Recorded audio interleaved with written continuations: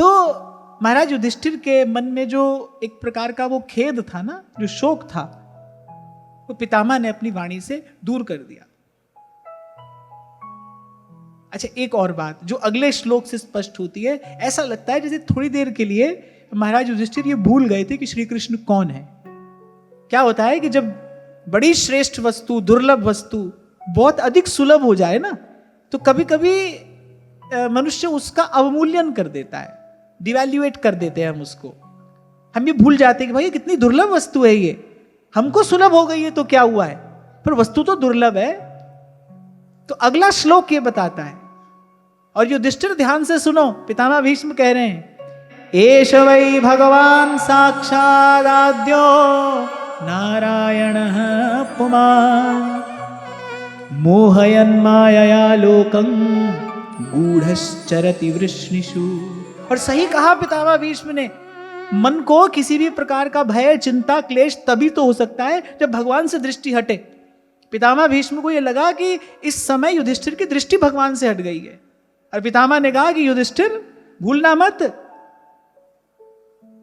भूलना मत, ये श्री कृष्ण कोई और नहीं, साक्षात भगवान है। एष वै भगवान साक्षादाद्यो नारायणः पुमान्।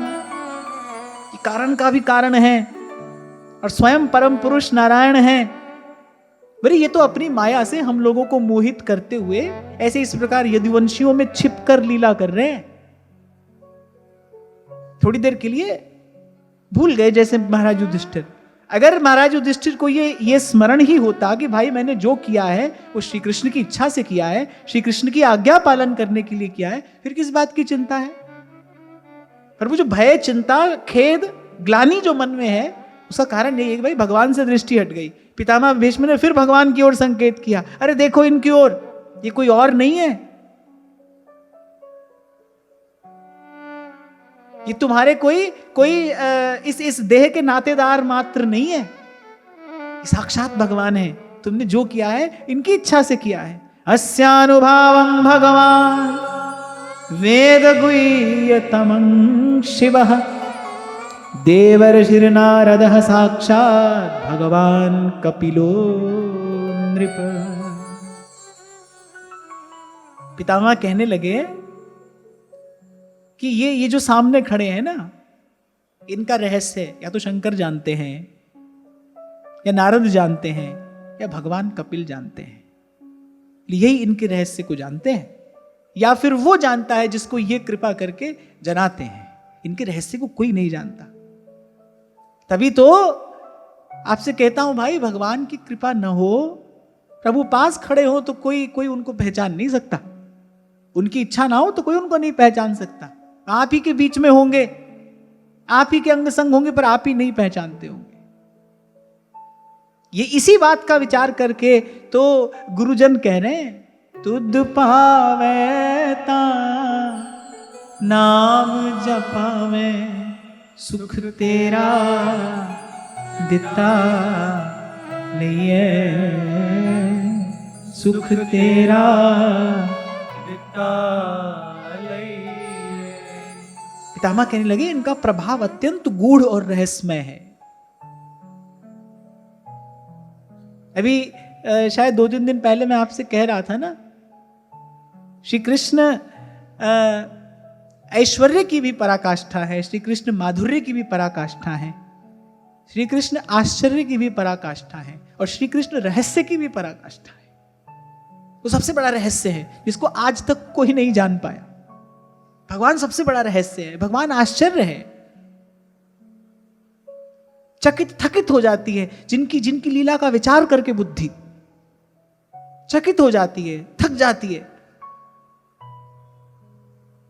ऐसा परम रहस्य है भगवान।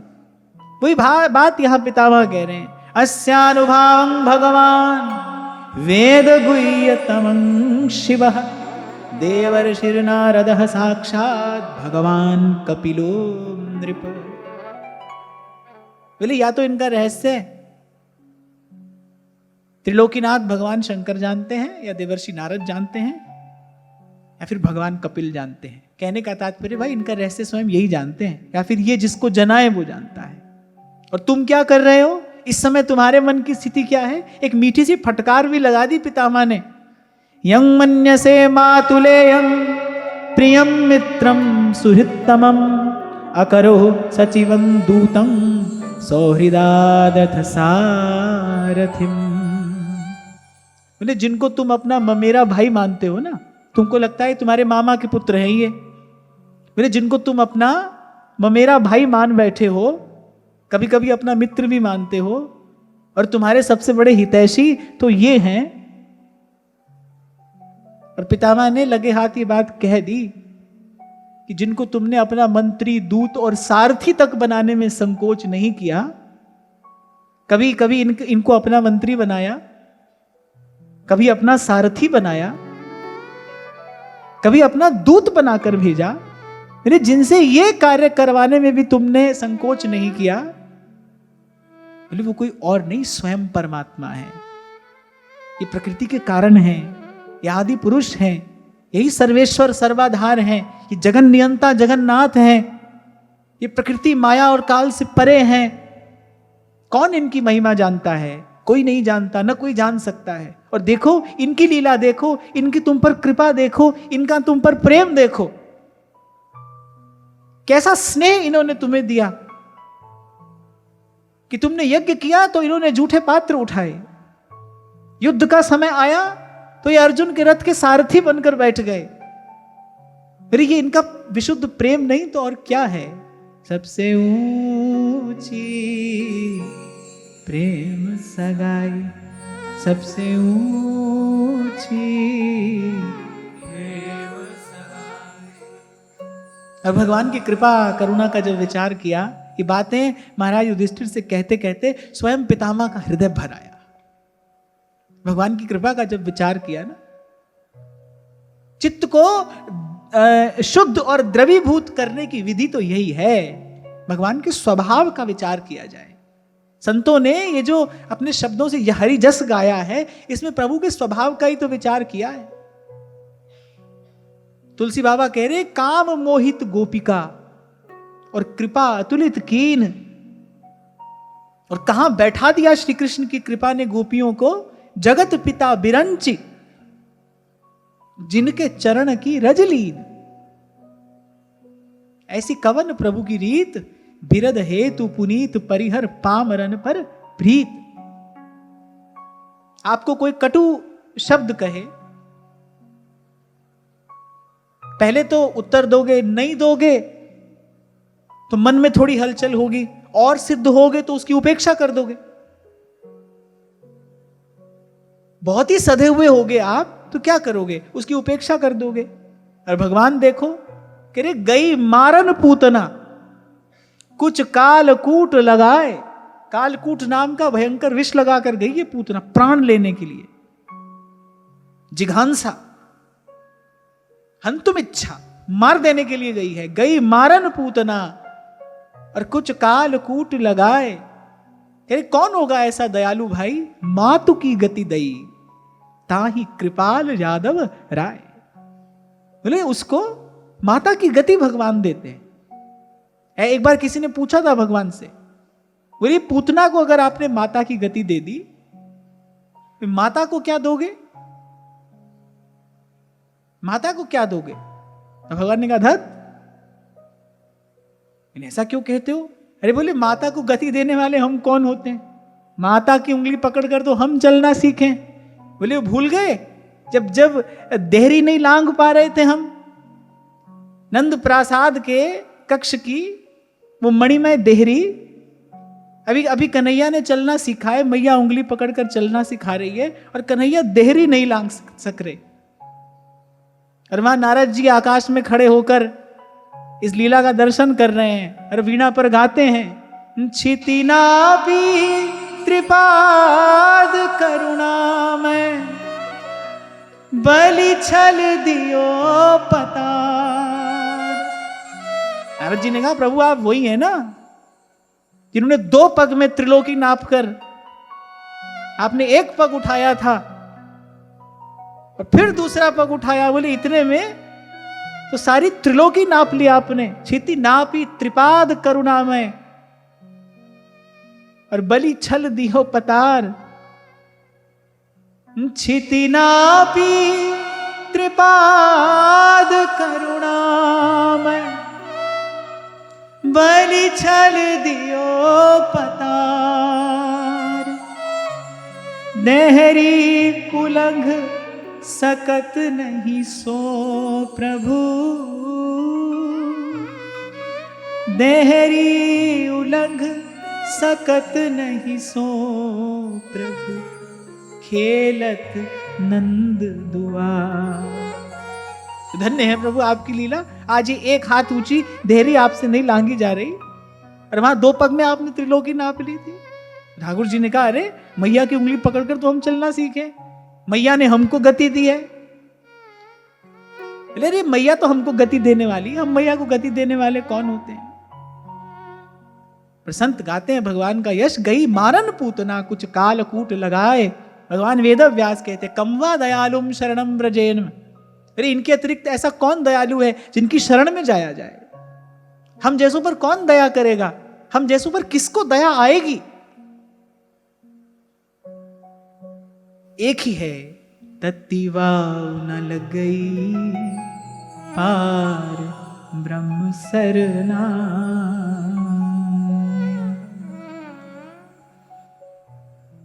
तो हृदय भर गया पितामह का, भगवान की कृपा करुणा का विचार करके हृदय आनंद मग्न हो गया।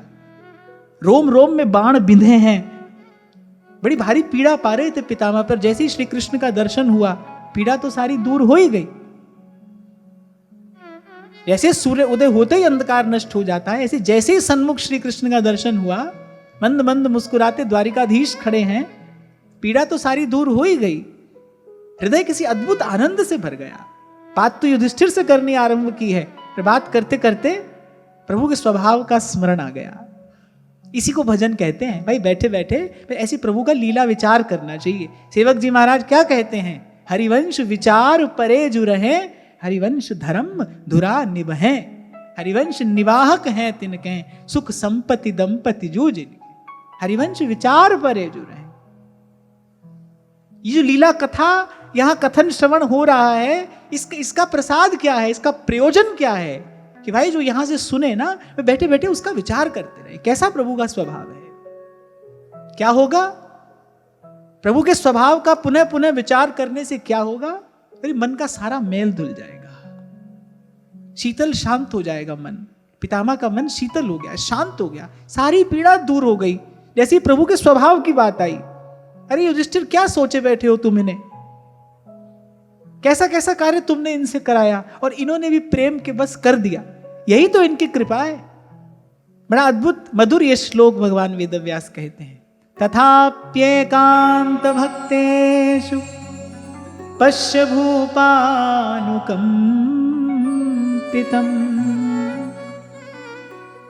बोले देखो, वैसे तो इनका कोई अपना पराया नहीं है, पर अपने भक्तों का पक्षपात ये सदा करते हैं। अपने भक्तों पर इनकी कृपा करुणा की वर्षा सदा ही होती रहती है।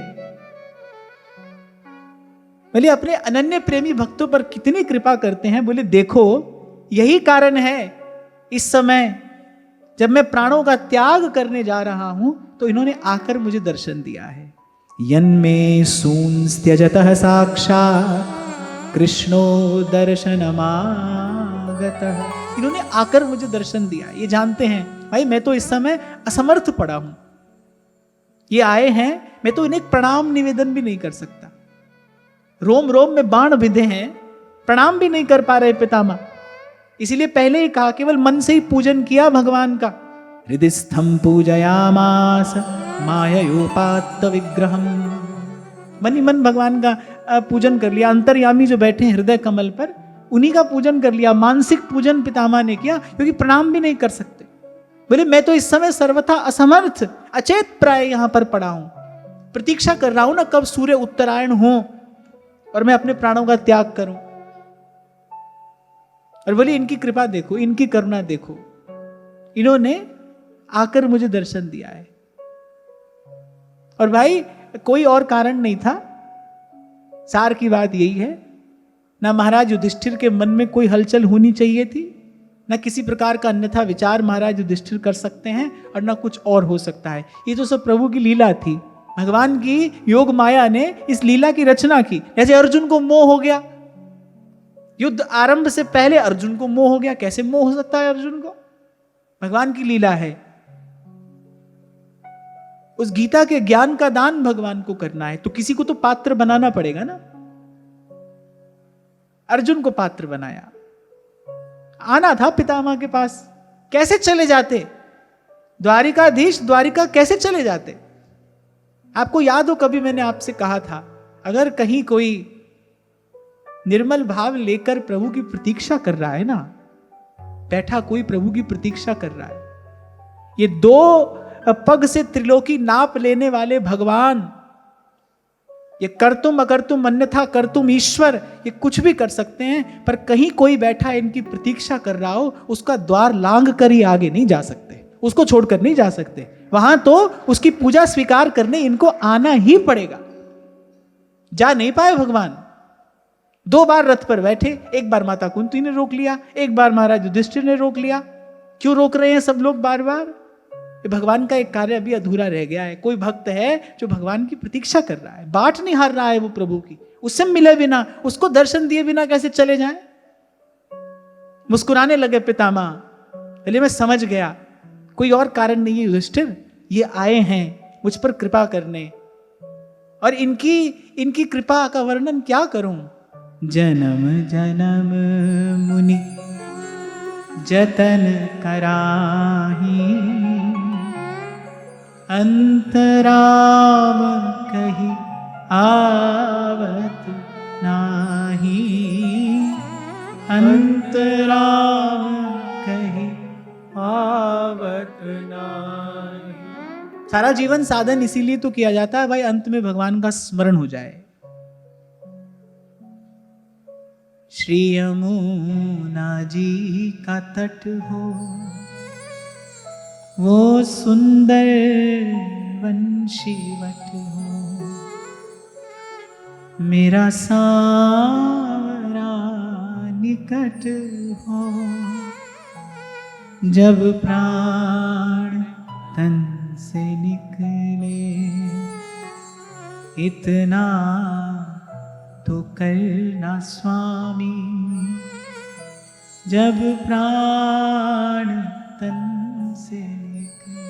और विचारणीय बात है ये, जब तुलसी बाबा कहते हैं ना, जन्म जन्म मुनि जतन कराही, पर अंतिम समय में भगवान का स्मरण नहीं होता, मति की गति कहीं और हो जाती है। अगर ये वही प्रभु मेरे सन्मुख आकर खड़े हो गए हैं। आगे पितामह कहते हैं, भक्त्यावेश्य मनो यस्मिन् वाचा यन्नाम कीर्तयन्। भगवत परायण भक्ति युक्त जो योगी है, जो महापुरुष हैं, अमलात्मा जन हैं, अरे बोले वो जिनका नाम लेकर और भव सिंधु से पार हो जाते हैं, अंतिम समय नाम लेते हैं प्रभु का और सदगति हो जाती है। अरे नाम सुनने मात्र से सदगति होती है जीव। भक्त्यावेश्य मनो यस्मिन् वाचा यन्नाम कीर्तयन्, त्यजन् कलेवरं योगी मुच्यते काम कर्मभिः। बोले इनके नाम का कीर्तन करते करते जो देह त्याग करता है, बोले वो तत्काल सब कर्म बंधनों से मुक्त हो जाता है। बोले वो प्रभु देखो मेरी आंखों के सामने आकर खड़े हो गए हैं। जब सन्मुख ही कोई खड़ा हो, फिर मति की गति और कहां हो सकती है? यही बात तो बाली ने भगवान से कही थी। भगवान ने कहा कि भाई अगर तुम चाहो तो मैं तुम्हें पुनः जीवन दान दे सकता हूं। अरे बाली ने कहा अब इसके बाद जीवन लेकर क्या करूंगा? आपने प्रभु आकर मेरा मरण सुधार दिया। योगी लोग अनेक अनेक प्रयास करके भी, यो ब्रह्म रुद्र शुक नारद भीष्म मुख्यैरालक्षितो न सहसा पुरुषस्य तस्य। अनेक अनेक प्रयास करके भी आपका ध्यान नहीं कर पाते। आप मेरे सन्मुख आकर खड़े हैं, अरे आपने मेरा मरण मंगलमय कर दिया। अब इसके बाद संसार में रहने का क्या प्रयोजन है? पितामह कह रहे हैं जिनका नाम लेकर कोई कोई भव पार कर लेता है, अरे वो प्रभु मेरी दृष्टि का विषय बने खड़े हैं, मुझे दर्शन देने के लिए आए हैं। सदैव देवो भगवान प्रतीक्षता कलेवरं यावदिदं हिनोम्यहम् प्रसन्नहासारुणलोचनोल्लसन् मुखाम्बुजो ध्यानपथश्चतुर्भुजः। अब ये श्लोक बड़ा ही सुंदर है, अब वो ध्यान से सुनना पितामह क्या बोले। मेरे देवों के देव, परम देव वो श्री कृष्ण,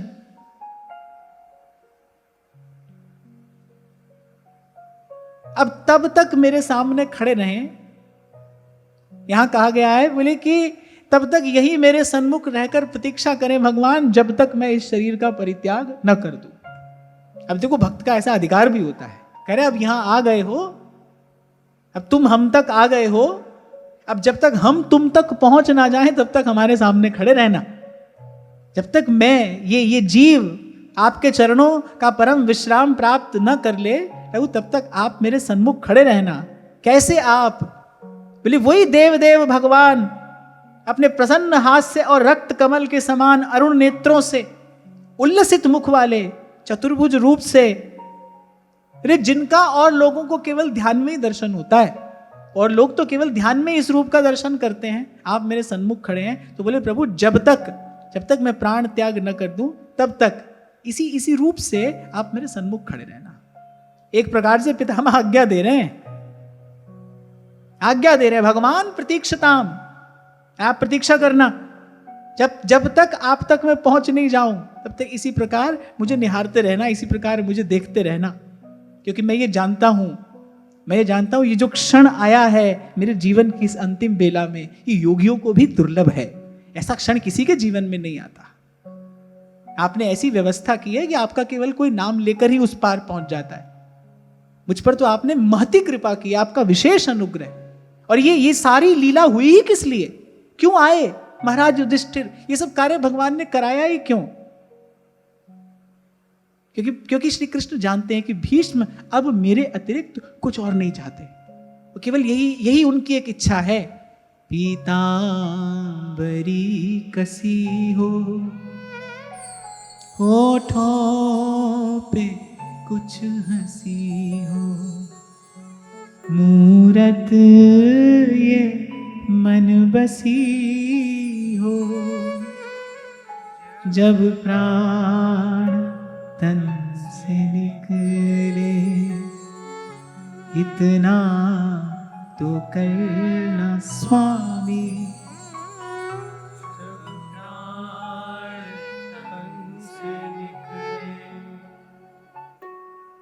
बस उसी समय पितामह सावधान हो गए। तदोपसंहृत्य गिरः सहस्रणीर्विमुक्त संगम मन आदि पुरुषे, कृष्णे लसत् पीतपटे चतुर्भुजे, पुरस्थिते मीलित दृग्व्यधारय। अच्छा, पितामह ने भगवान के उसी ऐश्वर्य युक्त स्वरूप का ध्यान किया है, उसी चतुर्भुज स्वरूप का सदा ध्यान किया है, जिसको आज तक अपने मन में ध्याया है। प्रभु अब उसी झांकी का एक बार आप सन्मुख भी दर्शन करा दीजिए। तो केवल पितामह को उसी स्वरूप का दर्शन हो रहा है। पीतांबर फहरा रहा है, मंद मंद मुस्कान श्रीमुख पर है, और आज तो भगवान अपने दोनों नेत्रों से ने कृपा की अगाध वर्षा पितामह भीष्म पर कर रहे हैं। आपने जीवन भर बड़ा भारी तप किया है पितामह, मैं जानता हूं, भगवान कह रहे हैं आपने जीवन भर बड़ा भारी तप किया है। एक क्षण के लिए भी आपने धर्म का पक्ष नहीं छोड़ा। और पितामह भीष्म तो ऐसे हैं कि मन से भी जिनसे कोई पाप नहीं हुआ, मन से भी, जिनके मन की गति कभी पाप की ओर जा ही नहीं सकती, मन से भी जिनसे कभी पाप नहीं हुआ, सतत निरंतर जो मेरे चरणारविंद के ध्यान परायण रहे हैं। मैं जानता हूं आपका जीवन कितना पवित्र, कितना सुंदर, कितना आदर्श जीवन आपका रहा। और जो भी वस्तु श्रेष्ठ है, जो भी वस्तु सुंदर है, जो भी वस्तु पवित्र है, वो भगवान को ही चढ़ाने योग्य तो है। आपके आपके आपके इस अद्भुत सुंदर निर्मल जीवन रूपी भेंट को स्वीकार करने के लिए मैं आपके सन्मुख आकर खड़ा हूं। कृष्णे लसत पीत पटे चतुर्भुजे, वही सुंदर रूप जिसका आज तक पितामह अपने मन मंदिर में ध्यान करते आए हैं। पीतांबरी कसी है, होठों पे कुछ हंसी। श्री मुख का दर्शन करते करते, भगवान की उस दिव्य श्री विग्रह का दर्शन करते करते सारी पीड़ा शांत हो गई। क्योंकि तन मन में कहीं भी किसी प्रकार की अगर पीड़ा है तो मन एकाग्र नहीं हो सकता है ना। शरीर के किसी अंग में कोई पीड़ा हो तो मन का एक हिस्सा बार बार उस ओर जाता है ना। वहां तो रोम रोम में पीड़ा थी, सारी पीड़ा शांत हो गई। और जैसा अभी पूर्व में मैंने कहा ना, पितामह सावधान हो गए, सावधान हो गए। भाई अब ये जो क्षण है, इसमें अब किसी भी प्रकार का कोई अन्य विचार वृत्ति मन में न रह जाए। समेट लिया पितामह ने अपने मन को। योगी तो वो है ही, सारा जीवन उन्होंने अभ्यास किया है, वैराग्य युक्त होकर अभ्यास किया है।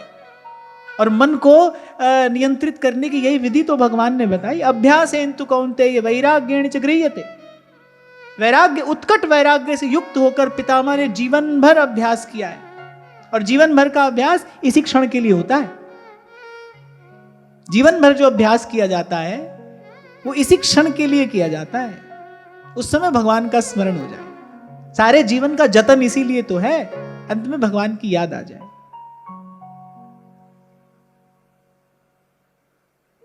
अब मैं प्रभु के चरणारविंद को प्राप्त करूंगा, ऐसा पवित्र संकल्प जब उन्होंने किया, तो ऐसी निर्मल धारणा से जो थोड़े बहुत कुछ जन्म जन्मांतर के संस्कारों में से जो थोड़े बहुत कुछ लेश मात्र अशुभ संस्कार पितामह के रह गए थे, वो भी सब नष्ट हो गए। निर्मल होकर ही जीव भगवान से मिलता है। प्रभु की कृपा से, प्रभु की भक्ति की कृपा से निर्मल होता है और फिर प्रभु से मिलता है। दर्शन मात्र से सारी पीड़ा दूर हो गई, पवित्र धारणा से मन के सारे कल्मश नष्ट हो गए। अरे अब शरीर को त्याग करने के समय बोले जो भी उनकी वृत्तियां थी सबको रोक लिया उन्होंने। इसको रोकने के लिए शक्ति चाहिए, मन की शक्ति। जो मैं कई बार आपसे कहता हूं ना, भाई अपनी शक्ति का संचय करो।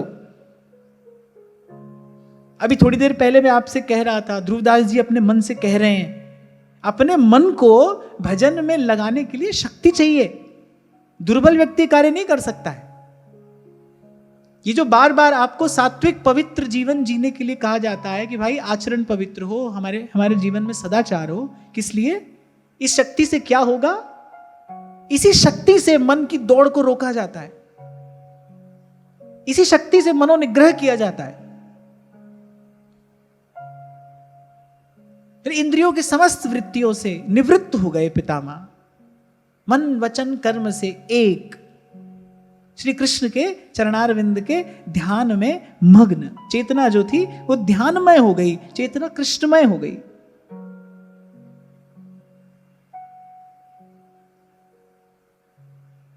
और फिर भगवान की स्तुति करनी पितामह ने आरंभ की।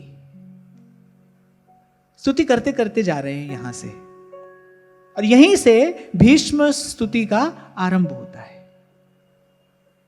आप देखो सारा जीवन जो जप तप किया ना, सारा जीवन पितामह ने जो जप तप किया, वो अंतिम समय में इस मधुर भाव के रूप में प्रकट हुआ। वही भगवान के चरणों में चढ़ा रहे हैं।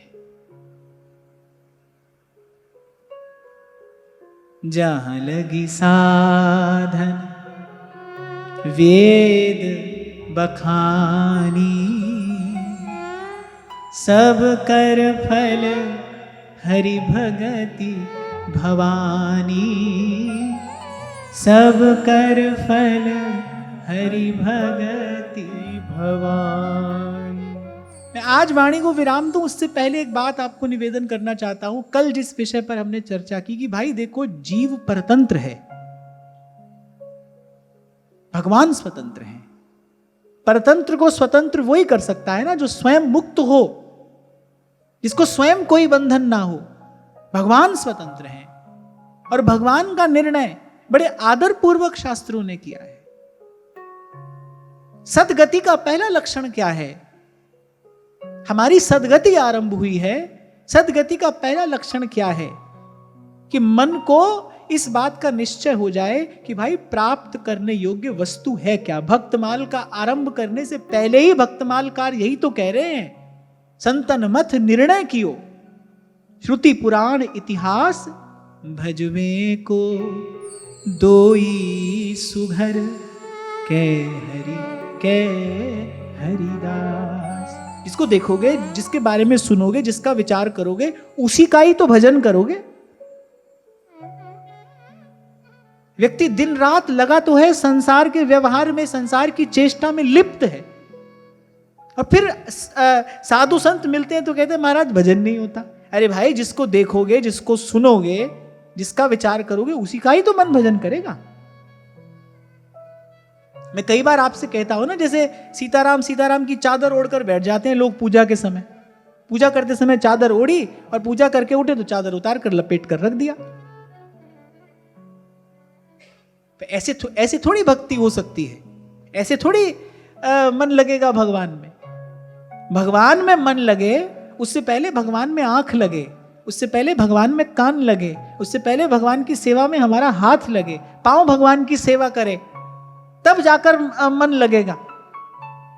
श्रीमद् वल्लभाचार्य महाप्रभु यही तो कह रहे हैं, कृष्ण सेवा सदा कार्या मानसी सा परामता। लेकिन वहां मानसी भावना में पहुंचने के लिए पहले तन और धन लगाया जाता है सेवा। जो भी साधन आपके पास में है, शरीर में जितना बल शक्ति आपके पास में है, पहले वहीं से आरंभ करना पड़ता है। तो दिन रात तो संसार की वार्ता सुनो, यहां वहां संसार का नाटक देखो, और फिर आपको लगता है जब एक बार आंख बंद करके ध्यान करने बैठे तो ध्यान लग जाए। लगवाने वाले आज ऐसे लगवा भी रहे हैं, ऑनलाइन क्लास होती है ध्यान की। बताओ, ये तो हाल है। ध्यान की ऑनलाइन क्लास चल रही है, आओ बस YouTube पर बटन दबाओ और ध्यान करो। किसका ध्यान करोगे? आंख बंद करके बैठ जाओगे, किसका ध्यान करोगे? अरे मन जिस भाव विचार चिंतन में लिप्त पड़ा है दिन रात, उसी का ही तो ध्यान होगा। मन प्रभु का ध्यान करे, इसके लिए आवश्यक है ना, फिर आंख भगवान में लगे, कान भगवान में लगे, जीवा भगवान का गुण गाए, हाथ से भगवान की सेवा हो। महाप्रभु यही विधि बता रहे हैं, राधा नाम सुधा रसं रसयितुं जिह्वास्तु मे विह्वला, पादौ तत्पदकांकिता सुचरतां वृंदाटवी वीथिषु, तत्कर्मैव करः करोतु हृदयं तस्यः पदं ध्यायतास्, तद्भावोत्सवतः परं भवतु मे तत्प्राणनाथे रतिः। राधा नाम सुधा रसम रसयितुम जिह्वास्तु मे विह्वला, पादौ तत्पदकांकिता सुचरतां वृंदाटवी वीथिषु। हाथ से उनकी सेवा हो, हृदय उनके चरण कमलों का ध्यान करे। तब ये सब करने के बाद कह रहे हैं, तद्भावोत्सवतः परं भवतु मे तत्प्राणनाथे रति। फिर श्री कृष्ण में मेरी प्रीति हो। प्रिया जी के भाव में निमग्न जो श्री कृष्ण हैं, वो जो निकुंज मंदिर विहारी हैं, उनमें मेरी प्रीति हो। और उससे पहले क्रम है, और क्रम में महाप्रभु ने सबसे पहला स्थान किसको दिया है? राधा नाम सुधा रसं रसयितुम जिह्वास्तु मे विह्वला। तो ये जो लगा है ना मन पितामह का भगवान में इस समय आकर, क्योंकि उन्होंने जीवन भर इसी का अभ्यास किया है, खींच खींच कर लगाया है अपने मन को भगवान के नाम में, रूप में, उनकी लीला चिंतन में। उन्होंने अपने मन को मधुकर बनाकर सदा श्री कृष्ण के चरण कमल के मकरंद का पान किया है। वो जीवन भर की साधना अब फलीभूत होने जा रही है। भगवान सन्मुख खड़े हैं। अच्छा, सन्मुख खड़े होने पर भी यहां भगवान वेद व्यास कह रहे पितामह ने अपने मन को सावधान किया है। सन्मुख भगवान खड़े हो, कभी कभी ऐसा होता है ना कि आप सामने खड़े हैं, व्यक्ति का मन कहीं और है, आप उसको कहते हो भाई कहाँ, हम तो यहां तुमसे बात कर रहे हैं, तुम्हारा मन कहाँ है? मन की गति तो कहीं भी हो सकती है ना। पितामह ने सावधान किया अपने मन को, रोक लिया अपनी इंद्रियों के सब व्यवहार को, सब कर्मेंद्रियां, ज्ञानेंद्रियां, मन अब केवल एक ही चिंतन कर रही हैं, कृष्ण कृष्ण कृष्ण हे कृष्ण कृष्ण कृष्ण हे कृष्ण हे कृष्ण हे कृष्ण हे कृष्ण हे विशुद्धया धारणया हता शुभस्तदीक्षयैवाशु गतायुधव्यथः निवृत्त सर्वेन्द्रियवृत्ति विभ्रमस्तुष्टावजन्यं विसृजाञ्जनार्दन। तन मन से शुद्ध होकर, निर्मल होकर, भक्ति के विविध भावों से अपना श्रृंगार करके अब ये जीवात्मा परमात्मा से मिलने जा रही है। और पितामह स्तुति आरंभ करते हैं। इसकी चर्चा कल करेंगे। आज की वार्ता यहीं श्री जी के चरणों में निवेदन करते हैं। महाराज श्री के चरणों में प्रणाम। आप सबके हृदय स्थित प्रभु को, भाव प्रभु को नमन।